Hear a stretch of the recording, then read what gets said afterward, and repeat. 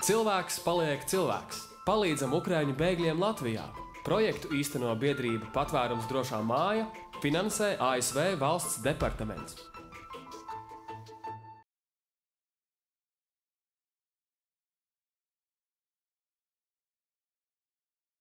Labdien!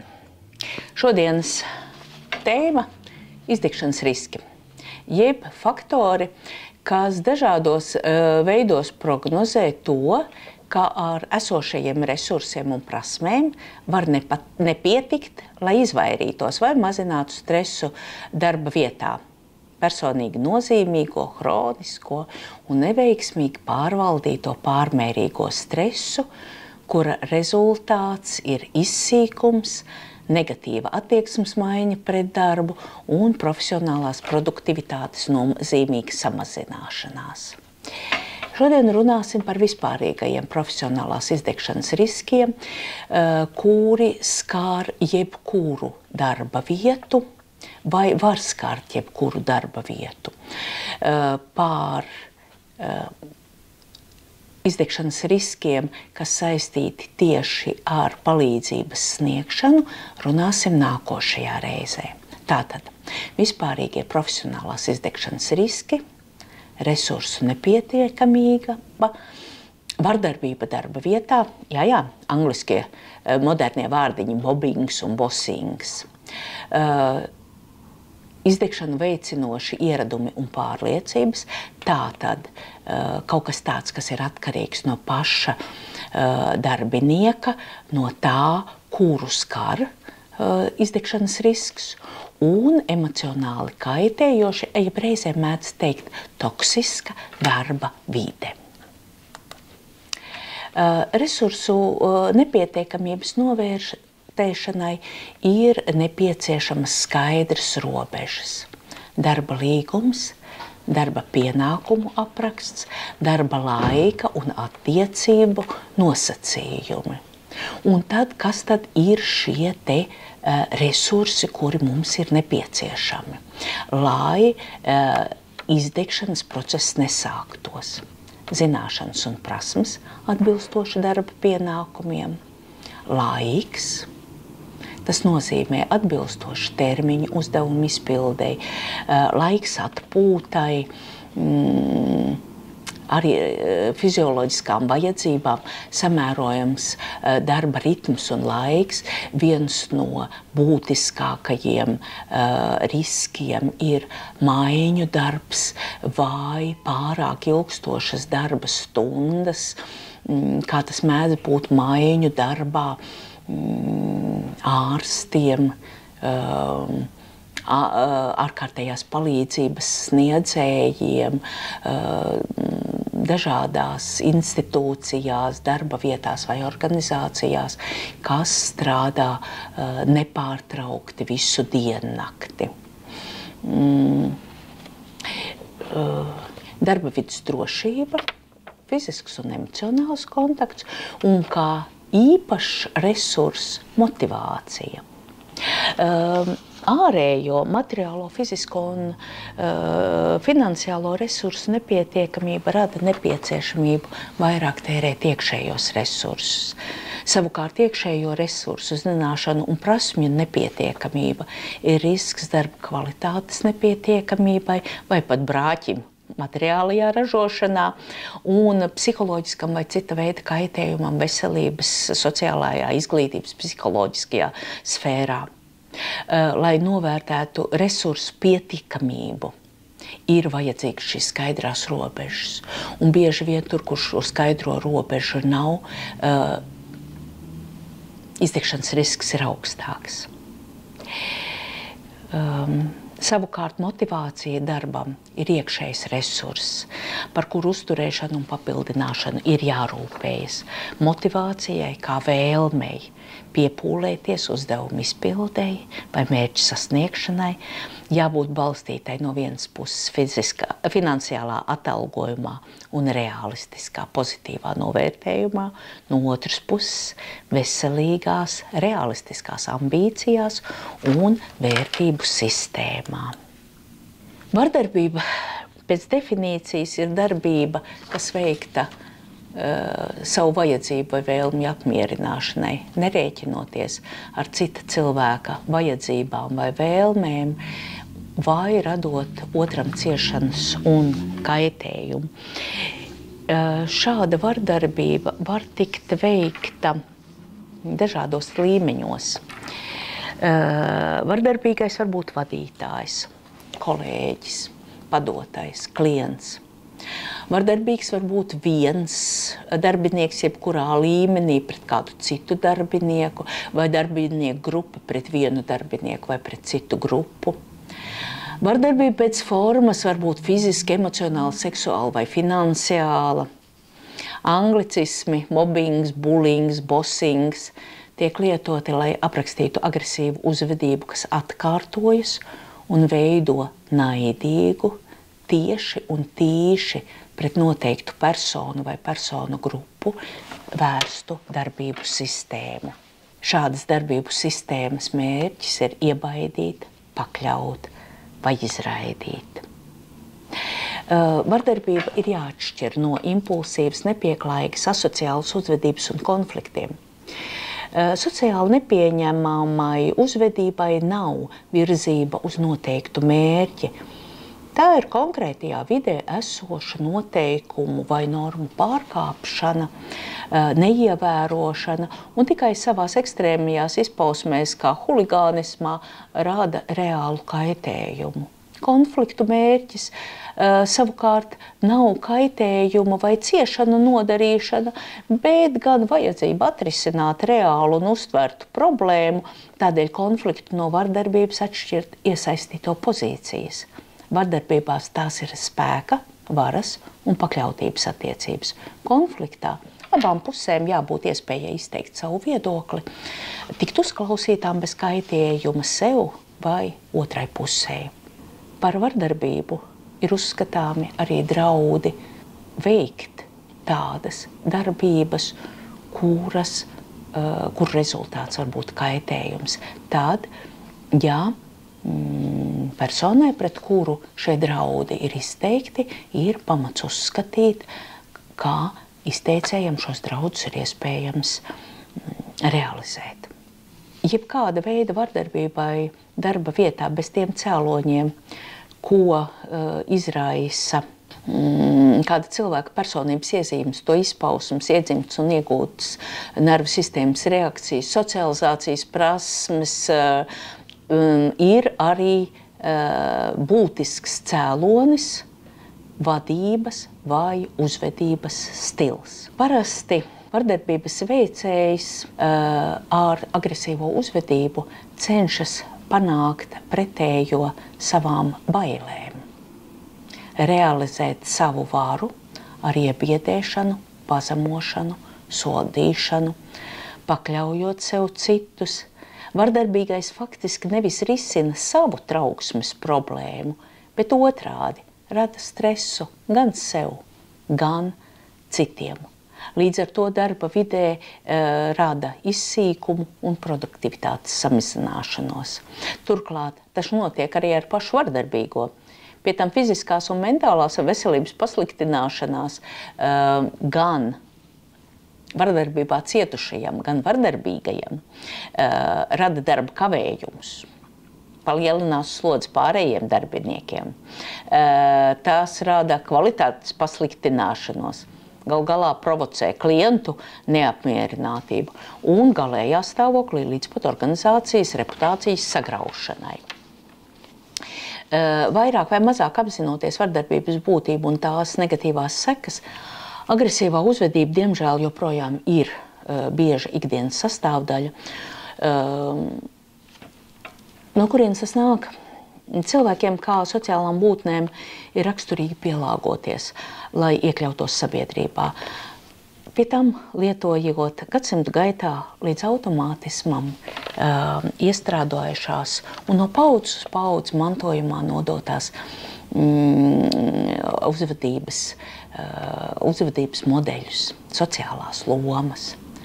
Senākās un vienkāršākās no tām veido autoritātes un paklausības pārus, vecāki un bērni, skolotāji un skolēni, meistari un mācekļi, vadoņi un vasaļi, priekšnieki un padotie. Modeļa būtība nosaka faktu, ka autoritātei pieder vara un ir pieeja resursiem, un paklausība autoritātei garantē sociālo kārtību un resursu pieejamību. Bet pēdējos 100 gados sabiedriskās attiecības kļuvušas daudz sarežģītākas un niansētākas. To nosaka cilvēku vienlīdzības princips, kas ir pamatā cilvēktiesību likumam. Tādēļ pašreizējo sabiedrisko attiecību, ieskaitot darba attiecības, uzturēšana prasa citus risinājumus.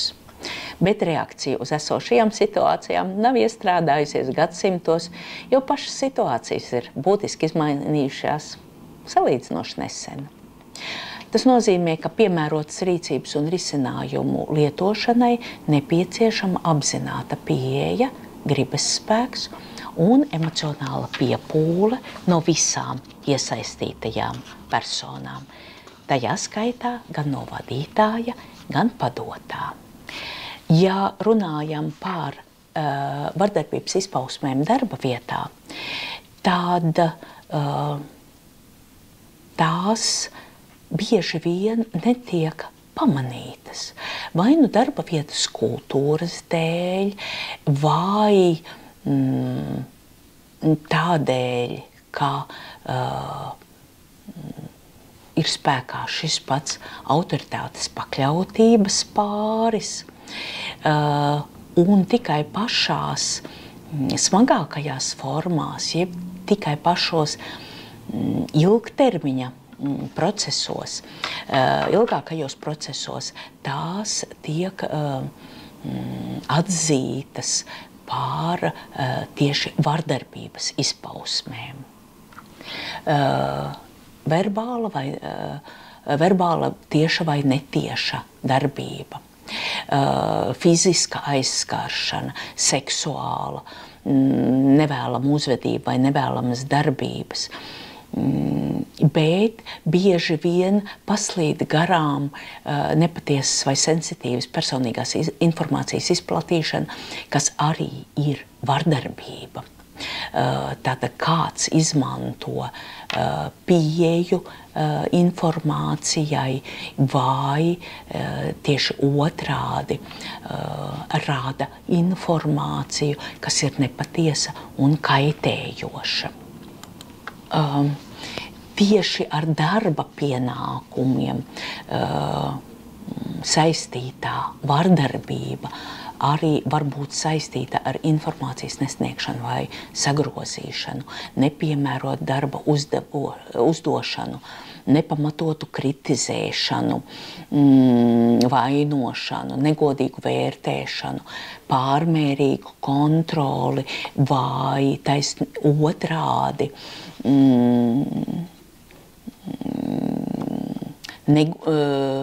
pārāk lielu slodzi un neatbilstošām prasībām.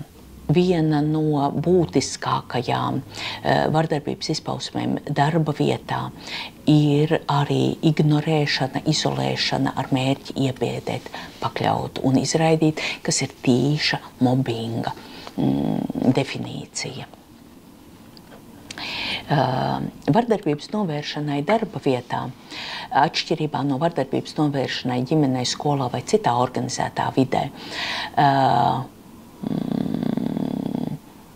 ir īpatnība, ka šajā gadījumā iesaistīties un veikt produktīvas darbības tai novēršanai un mazināšanai ir iespējas abām vardarbības iesaistītajām pusēm. Gan darba devējs no savas puses, ko var darīt, gan darba ņēmējs. Ģimenē vai skolā ir divi varianti. Viens no variantiem ir situācijas, kad vardarbības upuris ir bērns, vecs cilvēks vai cilvēks, kurš nespēja sevi aizstāvēt fiziskās atkarības vai dziļas psiholoģiskas traumas dēļ. Un šis cilvēks ir pilnībā atkarīgs no vardarbības veicēja. Šādos gadījumos vardarbības pārtraukšana ir ārpus vardarbības vides esošas institūcijas. Bāriņtiesas, sociālā dienesta, policijas, tiesību aizsardzību institūciju pienākums. Otrs variants ir, ja vardarbīgais un cietušais ir līdzvērtīgi ģimenes locekļi, piemēram, bērni vai vienas institūcijas klienti, tad vardarbības pārtraukšana ir vadošo pieaugušo vai institūcijas darbinieku, vai sarežģītākajos gadījumos uzraugošo institūciju uzdevums, bet darba vietā vardarbības novēršana ir gan darba devēja, tātad vadītāja uzdevums un kompetence, tomēr viņš nespēja veikt šo te uzdevumu bez atklātas, godīgas informācijas saņemšanas. Gan arī tas ir darba ņēmēja tiesības un iespējas. Savukārt viņš to nespēja realizēt bez priekšniecības iesaistīšanās un atbalsta, neatkarīgi no tā, vai vardarbības veicējs ir cits darbinieks, vai arī pats priekšnieks ir agresīvs un savu varu neadekvāti izmantojošs. Vardarbības upurim ir iespējas cieņpilnā pārliecībā paust savu redzējumu par situāciju, par savām izjūtām tajā, savām robežām un vēlamo risinājumu vai kompromisu, kā arī likuma ietvaros vērsties pēc palīdzības. Nevienmēr to ir viegli izmantot, bet pēdējā no sesijām, apskatot praktiskos paņēmienus izdegšanas vai tās riska novēršanai, izpētīsim iespējamo plānu arī šādai rīcībai. Un vēl viens risks - emocionāli kaitējošā darba vide, kas ir tikpat augsts riska faktors kā fiziski bīstami darba apstākļi vai nepietiekams atalgojums. Tādēļ, ka darba slodzes maiņa, kas nav paredzēta darba pienākumu aprakstā vai līgumā, var atrisināt kādu problēmu īstermiņā. Piemēram, trūkstoša darbinieka aizstāšana, pagarināts darba laiks konkrēti projekta izpildēji, bet ilgtermiņā tas var radīt milzu pārslodzi, tādu, ka iestājas izsīkums un darba izpilde kļūst formāla un nekvalitatīva. Tātad darba slodzes maiņa, ja tā ir neatbilstoša, risina problēmu īstermiņā, bet rada ilgtermiņa sekas. Ar pozitīvajām attiecībām, kuras var iztrūkt darba vidē, nav jāsaprot ciešas draudzības vai laika pavadīšana ārpus darba laika vai dziļas personīgas sarunas darba laikā. Tomēr labvēlīga attieksme, empātija, cieņa, korektas lietišķās informācijas apmaiņas nodrošina to labo pašsajūtu, kas ir pamatā laimes un veiksmes hormonu dopamīna ražošanai organismā. Pētījumi liecina, ka spēja būt ieinteresētam, aktīvam, iesaistītam un dopamīna līmenis organismā ir saistīti faktori. Savukārt sociālās piederības un saiknes izjūtas ir vienas no cilvēciskajām pamatvajadzībām. Runājot par netaisnīgumu izjūtu, tā var rasties dažādi. Viens no vienkāršākajiem veidiem, protams, ir tiešs un tīšs pāri darījums vai privilēģiju piešķiršana vai to liekšana citiem. Taču biežāk netaisnīgumu izjūtu rada kritēriju par privilēģiju piešķiršanu.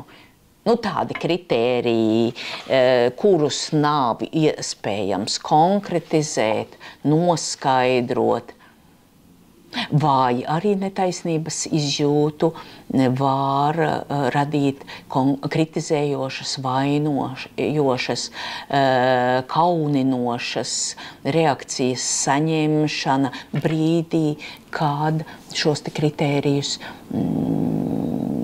cenšas noskaidrot. Vienlaikus neskaidri noteikumi vai neprognozējumi vērtējumi un apbalvojumi rāda nozīmīgu emocionālo spriedzi. Ja viena no pamatvajadzībām, kas saistīta ar sociālo funkcionēšanu, tātad iesaistīšanos arī darba vidē, ir pieņemšana un saikne ar citiem, tad divas citas tikpat nozīmīgas ir vajadzības pēc paredzamības un kompetences.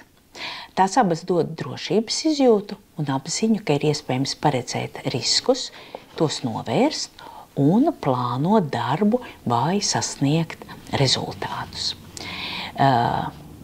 Vērtību nesakritība kā intrapsihisks konflikts, līdz ar to spriedzes cēlonis attiecas ne tikai uz vispār cilvēciskajām vērtībām kā drošība, cieņa, godīgums, bet arī uz vienkāršām ikdienišķām situācijām, kā vārdu un darbu nesakritība, likumu un noteikumu apiešana, nepatiesu ziņu sniegšana, peļņas vai citu labumu dēļ. Vērtību nesakritība var būt arī viens no faktoriem, kas padara darbu pēc tā satura emocionāli grūti. Visbiežāk tas ir gadījumos, kad darba pienākumi ietver kādu citu notikumu negatīvo seku novēršanu. Sociālajā un veselības sfērā tā var būt palīdzības sniegšana pēc nelaimes gadījumiem, katastrofām, nozīmīgu zaudējumu un slimību gadījumos, aprūpe bērniem, kuru vecāki nespēja rūpēties par viņiem smagās krīzēs, un, protams, visās situācijās, kas saistās ar vardarbību, pārciest kara un terora sekām. Tieši šai tēmai būs veltīta nākošā sesija. Vēl pirms šodienas sarunas beigām gribas pieminēt, ka izdegšanas process var būt ļoti dažāds un ir atkarīgs no iepriekš agrīni apgūtām reakcijām uz kronisko stresu. Tas nozīmē, ka izdedzis ir ne tikai tas, kurš ir pasīvs, padevies, vairs nespēja pildīt darba pienākumus. Izdegšanas process var radīt ļoti dažādus izdegšanas veidus, no kuriem būtiski ir izdalīti 3. Kaut gan vispirms jāmin, ka vairums šīs te reakcijas uz kronisko stresu veidojas bērnībā un ir saistītas gan ar iedzimto nervu sistēmu, gan ar ģimenēs esošajiem uzvedības modeļiem, gan ar to, kādas reakcijas ir bijušas produktīvas iepriekšējās augstas spriedzes un stresa situācijās. Piemēram, bērnam ģimenē ir bijis jāpierāda, ka es varu, ja bērna emocijas netiek ņemtas vērā, iestrādājās tāds uzvedības modelis vai tāds aizsargmehānisms, kā stūrgalvīga neatlaidība. Es viņiem pierādīšu, ka es varu.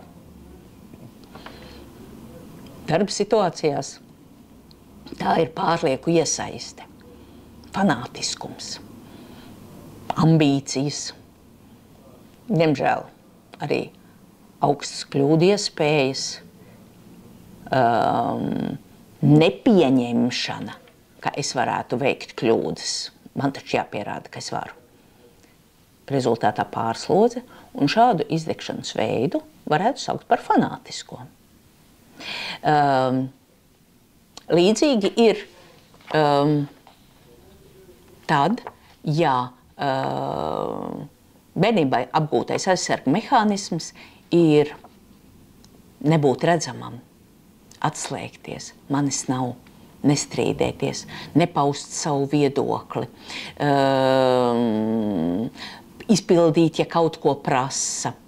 Tā it kā darba situācijā tas būtu cilvēks, kurš nepieņem izaicinājumu, kurš tikai formāli iesaistās. Viņam pašam ir garlaicīgi. Darba izpilde kļūst formāla, un šādu izdegšanas veidu sauksim par neizaicināto. Un 3. visvieglāk saprotamais – padevies. Es padodos, es neko nevaru mainīt. Iemācītā bezpalīdzība, bezspēcība, nekompetences izjūta. Tāda tā ir bijusi bērnībā, tāda tagad. Pie tām psihe uzskata, ka šādi te aizsardzības mehānismi ir produktīvi, jo līdz šim tie ir pasargājuši no trauksmes, ciešanām vai palīdzējuši saglabāt veselumu izjūtu. Taču šādas psihiskas aizsardzības reakcijas neatrisina aktuālo problēmu – izdegšanu darbā. Neapmierina esošās vajadzības. Tikai īslaicīgi samazina trauksmes, ciešanu un spriedzes izjūtu. Ilgtermiņā stress nesamazinās, un personīgi nozīmīgais, hroniskais un neveiksmīgi pārvaldītais stress noved pie izdegšanas, izsīkuma, attieksmes maiņas, produktivitātes samazināšanās, jeb pie nepieciešamības mainīt šīs stratēģijas. Tie, kuri strādā fanātiski, viņiem nepieciešams attīstīt līdzjūtību pret sevi, laipnību, izveidot realistiskus standartus, mācīties atpūsties. Tie, kuri strādā neizaicinot sevi formāli, tiem ir svarīgi mācīties baudīt izdošanās prieku, atbalstīt un veicināt savu attīstību, atjaunot motivāciju, reizēm iziet no komforta zonas. Tie, kur ir padavusies stresi ietekmei un pilnīgi un galīgi atslābuši, viņiem svarīgi ir atrast jaunus prieka resursus un avotus savā dzīvē, atrast domu biedrus un pozitīvu atbalstu grupu.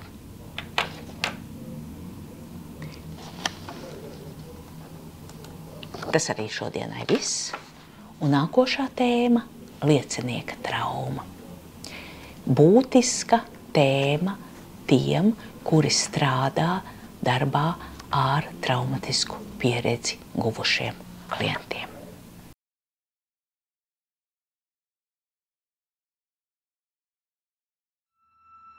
Cilvēks paliek cilvēks. Palīdzam Ukraiņu bēgļiem Latvijā. Projektu īsteno biedrība Patvērums drošā māja, finansē ASV valsts departaments.